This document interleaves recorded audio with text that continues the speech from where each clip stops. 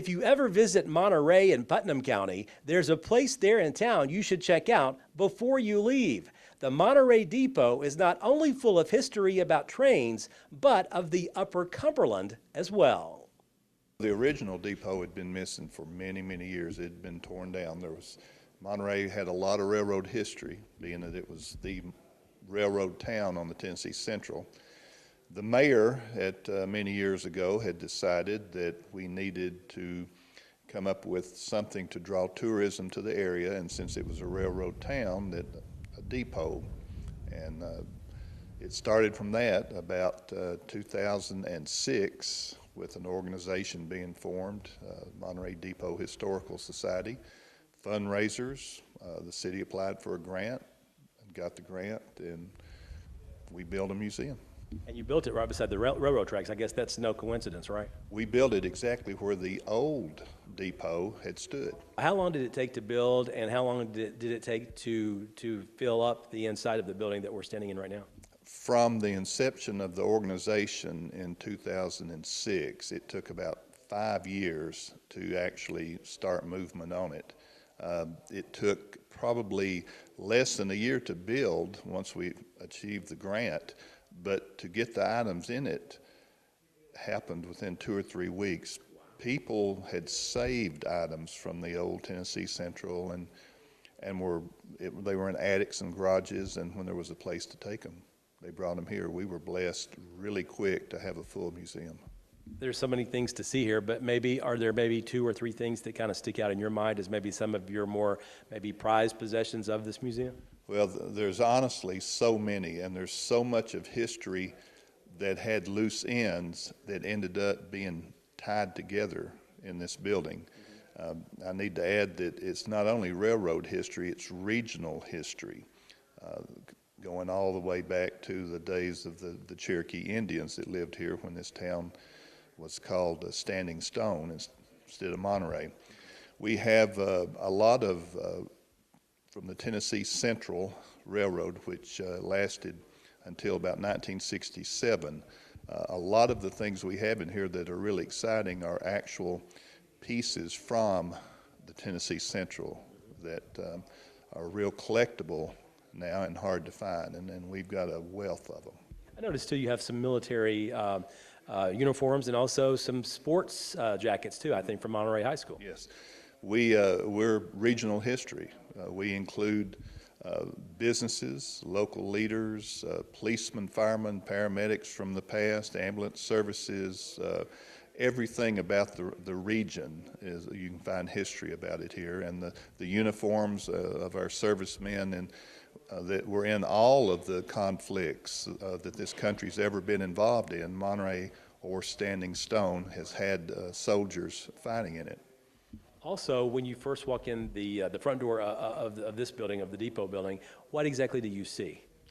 First thing you see is a large model train HO scale layout of Monterey of the 1950s. That era was chosen because in the 50s, Monterey had steam locomotives and diesel locomotives, and coal and lumber, which were the 2 commodities that this area had that was in big demand across the country, were still in full swing here. So that's what you see, a large layout replicating Monterey of the 1950s. And speaking of the 1950s, I mean, how important was Monterey not only to the state's economy maybe back then, but how important was it to the country as a whole? Well, Monterey was known as the golf stick capital of the world, and that was because there were so many hardwood trees in this area that they were harvested and made into golf handles, golf rods that are now metal, but back in the day they were hardwoods. Lumber, coal, we have probably 100 years left of coal still in the ground, and it quit being shipped out of here due to its high sulfur content. And that, when the Tennessee Valley Authority, who was our biggest customer, quit buying because of the sulfur content, then that eventually led to the death of the Tennessee Central Railroad because coal was in big demand and was coming out of here as quick as we could harvest it. Also, besides just the actual building that we're inside right now, you also have something for visitors to see on the outside as well, too. What is that? We're very proud of that. Currently, we have a caboose that we've just almost finished restoring. You can't really tell that any more needs to be done to it, but we know there's a few little things we need to do. We have a coach, a railroad coach from the World War II era that's fixing to be lifted over on the property, and we have a diesel engine that's been donated that will be put on our property here very shortly. How proud are people who live in this community of this actual museum? Are they pretty excited about it, to have it here? Yes, this museum has turned out to be one of the key interests of tourists coming through, and that speaks well of the mayors we've had, the leadership from one mayor to the next. People in town are excited about it because it draws in tourism.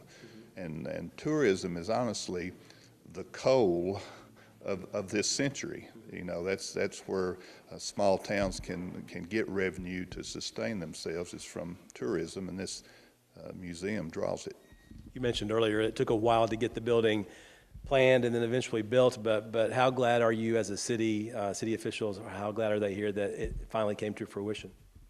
Everybody's really excited about it. It's a beautiful building. It's just as you come into the actual downtown of Monterey, which over the years has kind of fallen, as most small cities away from your bigger cities has. This is a nice looking building. It's the first thing you see.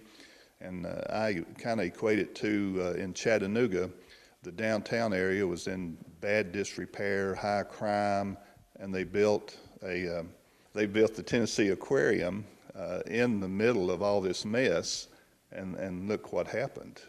Everything grew up around it, and now downtown Chattanooga is a major tourist attraction. I think that's happening here too. You build it, they will come, and a lot.